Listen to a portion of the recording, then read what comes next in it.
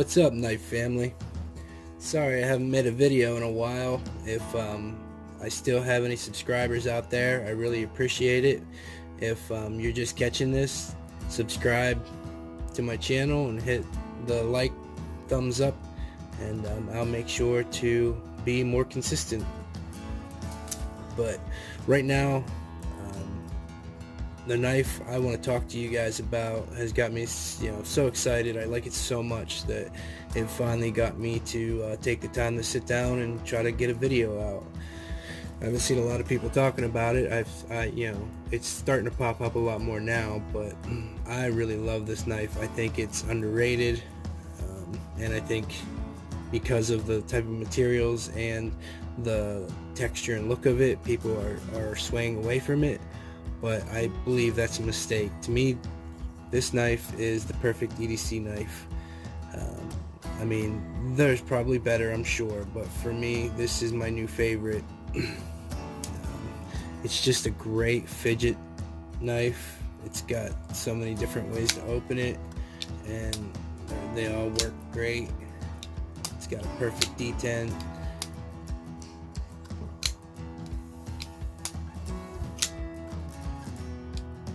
Just a great knife for that.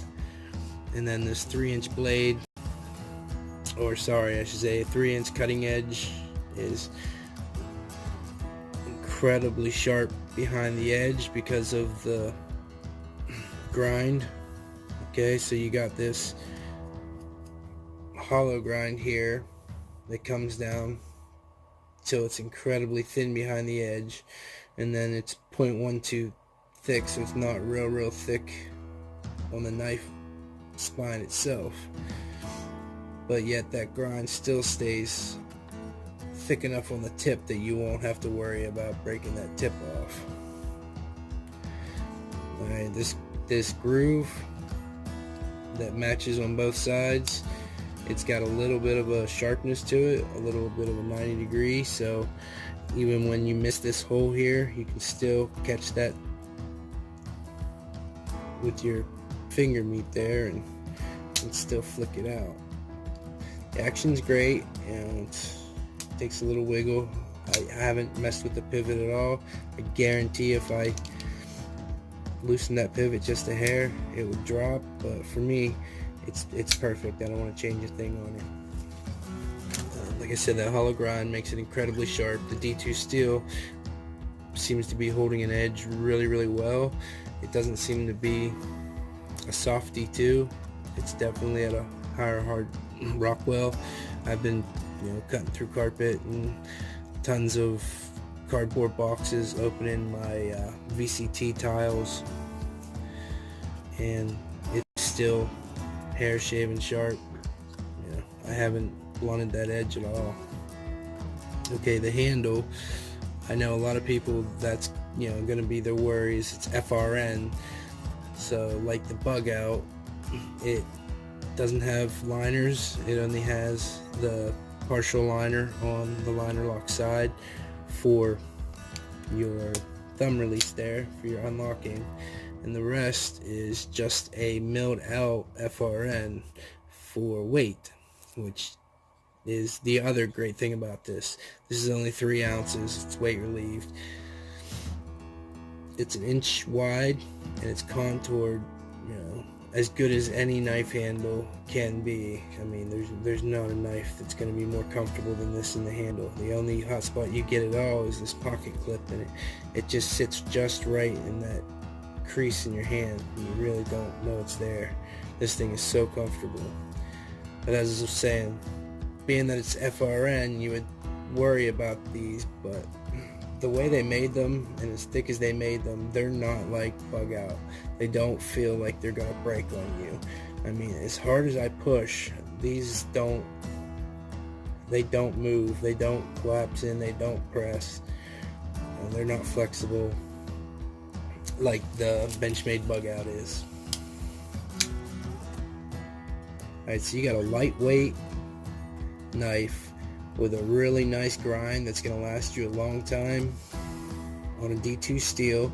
So as long as you don't get it soaked and put it away wet or put it in salt water, it's gonna hold up fairly well. I know D2 isn't the best of stainless steels, but it is still a stainless steel, and I mean, for me, it's held up great. I keep it in my pocket and I work every day with it, and I sweat like crazy. I mean, I drip sweat. I have to change my shirts, sometimes 3 times a day because I sweat so much.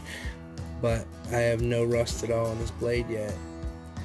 And I've been cutting a little bit of carpet and mostly boxes with LVT, which is a vinyl plank, because I install floors. And I've been cutting tons of those, and I've yet to install this thing out. I mean, it's sharp enough right now that it would still shave. Okay, for size, they said you got a 3.45 inch blade and a 4.75 inch handle. Here's a comparison against the DELICA.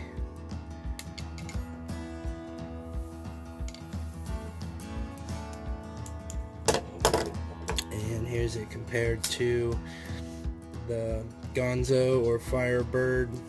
What is this? The F11, I believe? No, sorry, F21. Yeah, I'm sorry, this is the 21. Another great knife. Okay, so pivot to pivot here. They are pretty much identical. This is just a little bit higher, so they have room for the hole. But I mean, they're really close. They're almost identical as far as blade size. Handle size, it looks like the Gonzo is just a little bit smaller, and it's definitely a little thinner and a little shorter. It's got about a 1/4 inch shorter. Okay, then let's do another comparison with, this is the Rat 2. So, sorry guys, my dog decided now that I'm talking that she wanted some attention, so she's trying to knock my camera over. Okay, so with the Rat 2, they're close, but this is closer to a medium, the full-size knife for sure, like I said, but only at 3 ounces, 3-inch cutting edge, a nice choil that, I actually have extra large gloves, and most people would say I have sausage fingers, but they still fit in that choil fairly well. I'm right at that edge there. I can use it that way without cutting myself because of the way they have that pointed forward, and it just, it cuts great. I don't have to choke up like that unless I'm doing really detailed work.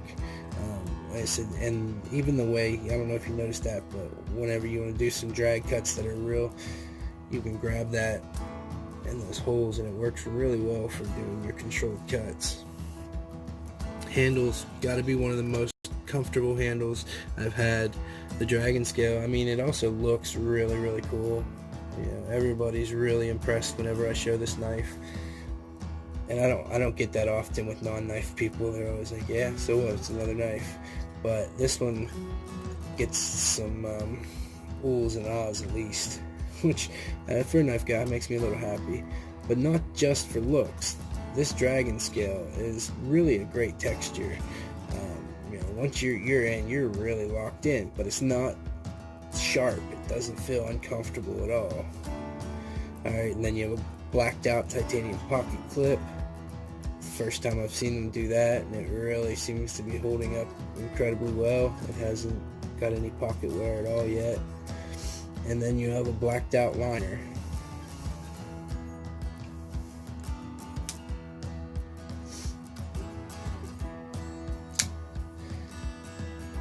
I've been using this for about 3 weeks now, and I truly love it. I could probably, if I wasn't addicted to collecting knives, which, I am, but I could probably stop at this knife. This is really, I could use this for years and be happy. It's just the right bit of cool aesthetics with great comfort, great blade, awesome cutting performance, and it does the trick. But yeah, I hope you guys give it a try. It's the Civivi Wyvern. It's only, I believe, $49.99, so it's a little lower than the new Civivis. And I definitely prefer this one over the other Aquila, because this doesn't have that weird looking metal lanyard, and that one I couldn't quite flick out with the round. It just had too strong of a detent and I couldn't get my finger in it. This one just works better in just about every way.